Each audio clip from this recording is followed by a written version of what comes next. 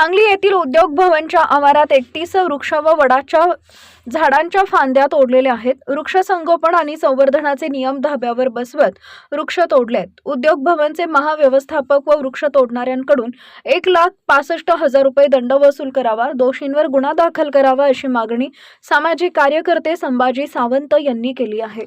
सावंत म्हणाले, वृक्ष संगोपन आणि संवर्धन नियम धाब्यावर बसवत वृक्ष तोडल्याबद्दल प्रतिवृक्ष 5,000 रुपये याप्रमाणे 1,55,000 रुपये वसूल करावेत.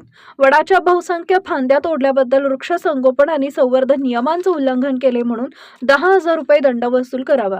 या मागणीसाठी जिल्हाधिकारी आयुक्तांना अर्ज दिला आहे.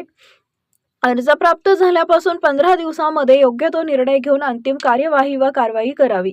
दरम्यान महापालिकेचे उद्यान विभाग प्रमुख तथा पर्यावरण अभियंता अजित गुजराती म्हणाले, उद्योग भवन आवारातील झाडांचा विस्तार कमी करणे, उंची कमी करण्यासाठी तसेच धोकादायक फांद्या तोडण्यासाठी उद्योग भवनच्या व्यवस्थापकांनी महापालिकेकडे परवानगी मागितली होती.